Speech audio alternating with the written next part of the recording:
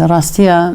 تەفگەری ئازادی وەکو هێزێکی کاریگەری گۆڕەپانی سیاست و کۆمەڵایەتی لە باشووری کوردستان و عێراقدا بە شێوەیەکی بەردەوام هەمیشە تەفگەری ئازادی خاوەن پرۆژە بووە و دنیابینی خۆی نیشانداوە هەموو کاتێک بانگەوازی کردووە لەو دۆخە سیاسیە ئابووریە پڕقەیران و کێشمەکێشەی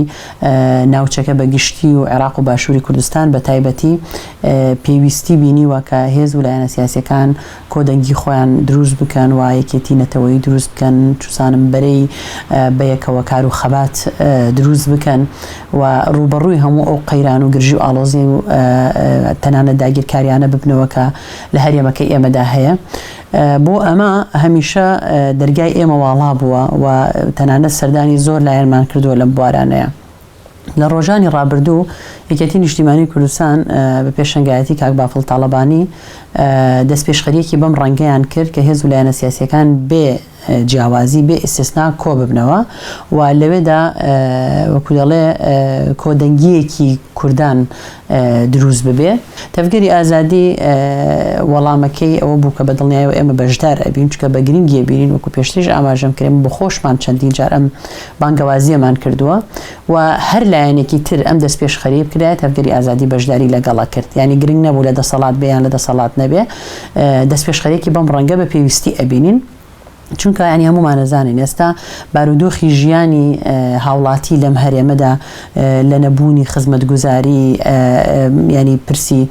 ژیانی ڕۆژانەی هاوڵاتی خەڵک هەتا ئەگاتە پرسی سەر سنوورەکانمان پرسە داگیرکاریەکان کە گەلی کورد لە ئەنجامی پەرتەوازەیی و پارچەبوونی دەنگەکانی بەداخەوە دەوڵەتانێک کە بۆ خۆیان لە لێواری مەرگدان دەوڵەتانێکی لەرزۆکن هەموو ڕۆژە ئێمە کۆمەڵکوژ ئەکەن بۆیە هەر هەنگاوێک بۆ هاتنە لای یەکتری هێزە کوردیەکان لە بەرژەوەندی گەل و نیشتیمانە و لە بەرژەوەندی دەوڵەتان و داگیرکەراندا نییە بێگومان. بۆیە ئەم هەنگاوە بەڕاستی ئێمە بە هەنگاوێکی گرنگمان بینی و بەشداریشمان تێدا کرد. خۆشبەختانە زۆرینەی زۆری لایەنە سیاسیەکانی باشووری کوردستان بەشداریان تێدا کردبوو و زۆرینەش لەگەڵ ئەوەدا بوون ئەم هەرێمەوە بەڕێوە نابرێ و حکوومەت ناتوانێت بەم ڕەنگە حکوومەتداری بکە. ئامانجی ئێمە و زۆرێکی تریژ لەو لایەنانە ئەوە نەبووە کە ئێمە بمانێت بگەینە دەسەڵاتیان بەشدار بین لە بەڕێوەبردننی عقلێتی دەسەڵاتداری لە هەرێمی کوردستانە بە پێچەوانەوە. تەفگەری ئازادی خاوەنی پرۆژە و دنیابینی خۆیەتی چ بۆ کۆمەلگا چ بۆ پرسە سیاسیەکان پرسە دیبلۆماسیەکان هەتا دوایی لەو چوارچێوەیدا ئێمەش ڕای خۆمانمان هێنایە زمان و بە پێویستمان بینی ئەو کۆبوونەوانە بەردەوامی هەبێ و پێشنیاری ئەوە کراوەکە ئەنجومەنێکی باڵا لە ئاستی سەرکردایەتی کەسە یەکەمەکانی هێز و لایەنە سیاسیەکانە دروست ببێ و ئەو ئەنجومەنە بتوانێت نوێنەرایەتی دەنگی وەکوڵێ ئەم گەلە بکە لە باشووری کوردستان. بەڕاستیش بمانەوێ نەمانەوێ حکومداری بەم ڕەنگە بەڕێوە ناچێەوە ئەوەی کە بەڕێوە ئەچێ حکومی ینی ئیدارەیەکی دیموکراتی نییە بە پێچەوانەوە ئینسان نەتوانێت بڵێ هێزێک یان دوو هێز حکوومەتێک بەڕێوە ئەبن کە ئەوەی لە بیریاندا نەبێ ئەوەی لە پرۆژەیاندا نەبێ بەڕاستی خزمەتکردنی کۆمەلگە و پێویستیەکانی کۆمەلگە و پاراستنی قەوارەی هەرێمی کوردستانە. مەترسیەکانی سەر کوردستان بەگشتی چواربەشی کوردستان کاریگەریەکانی داگیرکاری لەسەر هەر بەشێکی کوردستان و کاریگەریەکەی لەسەر باشووری کوردستان و عێراق و دۆخی پەیوەندیەکانی هەرێمی کوردستان و عێراق لە چه ئاستێکدایە بۆچی گرفتەکان بەم ڕەنگە قوڵ ئەبنەوە و ئەو نوێنەرایەتیانەی کە لە هەرێمەوە لەگەڵ عێراقدایە لە چ چوارچێوەیەکایە کە ئێمە کۆک بووین بەڕاستی لەوەی کە لە بەرژەوەندی کۆمەڵگەدانە لە بەرژەوەندی هێزی دیاریکراودایە. بۆیە دەکرێت هەمووان بەشدار بن لەوەی کە لە ڕاوێژ لە گفتوگۆ لە پێشکەشکردنی پرۆژە بە تەنها هێزێک نوێنەرایەتی کورد نەکات بە تەنها دوو هێز نوێنەرایەتی کورد نەکات نە لە عێراقدا و نە لە دەرەوەی عێراقیشدا بەڵکو جۆرێک لە پێکەوەیی لە پێکەوە کارکردن پێکەوە بڕیاردان هەبێ بەم ڕەنگە ئەگەڕێتەوە بۆ خزمەتی بەرژەوەندی گشتی. ئەوەشمان بیر نەچێ ئێستا پیلانێک هەیە لەسەر باشووری کوردستان و ئەو قەوارەیە کە هەیە ینی ڕێککەوتنێکی نێوان دەوڵەتانی دراوسێ هەیە. ئەو دەوڵەتانی دەوروبەری ئێمە چەندە لەگەڵ یەکتر ناکۆک بن چەندە گرفتی ناوخۆییان هەبێ بەڵام کاتێ دێتە سەر پرسەکانی کورد بە هەر چواربەشی کوردستانەوە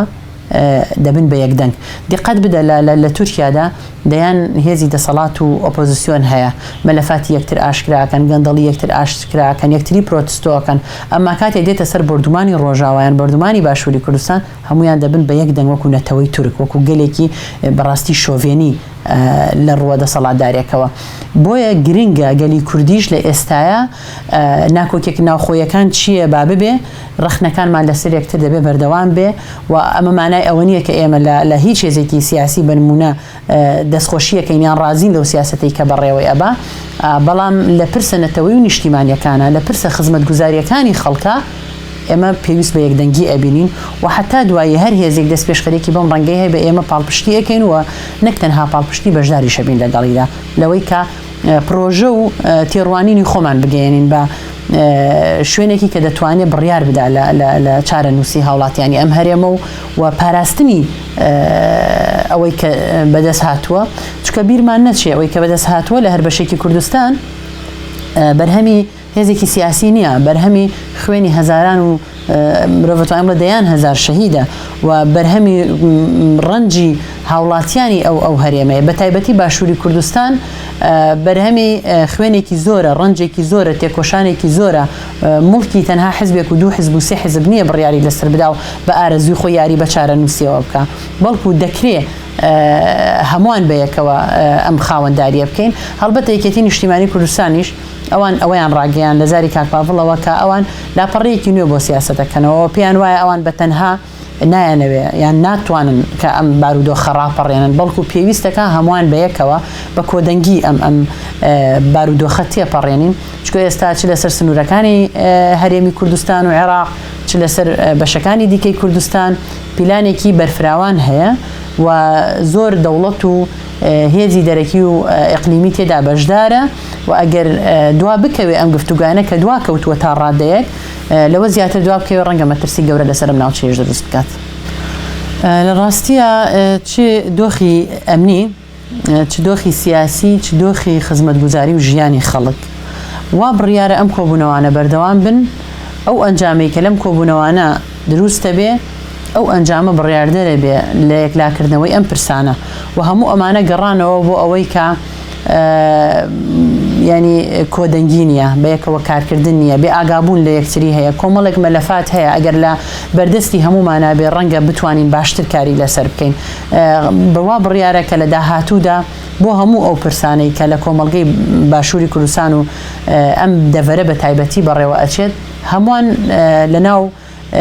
وەکوڵێ هەڵسەنگاندنی بارودۆخەکە و نیشاندانی چارەسەریدا بەشدار بن ئێمە پێمان وایە ئەگەر ئەوەی کە گفتوگۆ کراوە بگاتە ئەنجام بە دڵنیایەوە کاریگەری ئەبێ لەسەر پرسە ئەمنیەکانیش لە ڕاستیە نە تەفگەر و نە هیچ هێزێکی تر بە پرۆژەی خۆیەوە بەشداری ئەو کۆبوونەوەی نەبوو بەڵکو لەسەر بانگێشتی کاکپاڤڵ ئێمە بەشدار بووین ئەوان پێشنیارێکیان هەبوو و لە چوارچەوەی ئەو پێشنیارەدا لە کۆبوونەوەکانی داهاتوودا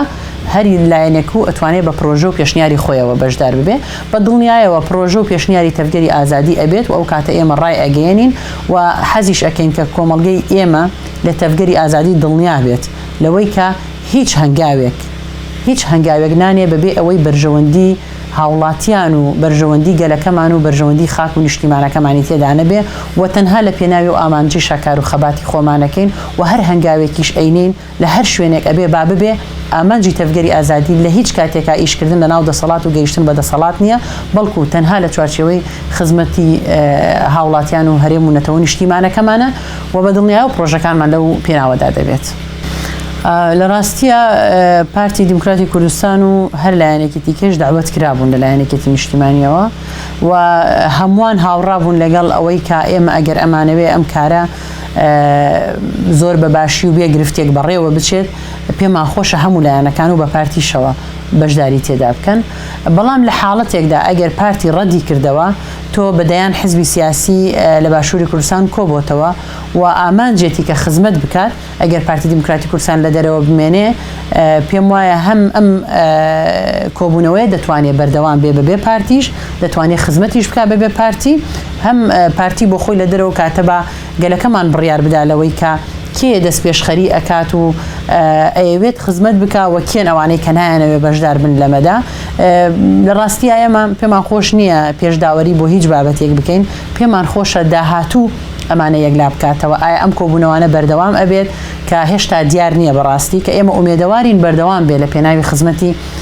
گەل و نیشتیمانەکەماندا ئەگەر بەردەوام بێت با کۆمەلگا بڕیار بدا و ئەگەر بەردەوامیش نەبێت با کۆمەلگا بڕیار بدا بەڵام جارێکی تر جەخت لەسەرەواکەمەوە تەفگەری ئازادی لە چوارچێوەی